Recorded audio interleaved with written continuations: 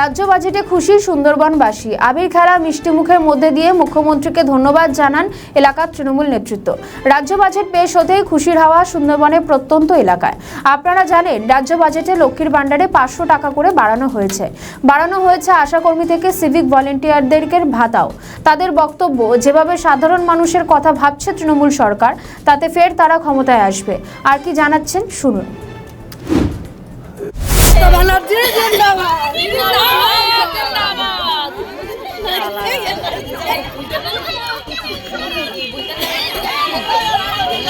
আনন্দ করছি দিদি, আমাদের এই যে টাকা 500 করে আবার বাড়িয়েছে, তার জন্যই তো আমরা আনন্দ করছি।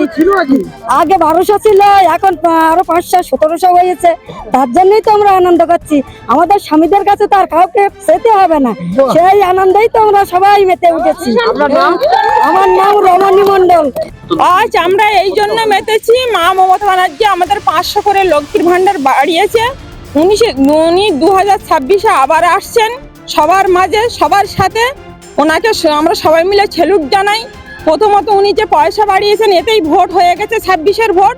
সেই আনন্দে আজ আমরা মিষ্টি মুখ ভাণ্ডার নিয়ে আমরা সবাই আনন্দে মেতেছি। আমার নাম আলো বর্মন, সান্ডেলবিল জিপির পঞ্চায়েত সদস্য। আমাদের ভিডিও ভালো লাগলে লাইক ও শেয়ার করুন, কমেন্ট সেকশনে আপনাদের মতামত জানান। আরও ভিডিও পেতে আমাদের চ্যানেলটিকে সাবস্ক্রাইব করুন এবং প্রতি মুহূর্তে খবরের আপডেট পেতে প্রেস করুন বেল আইকন।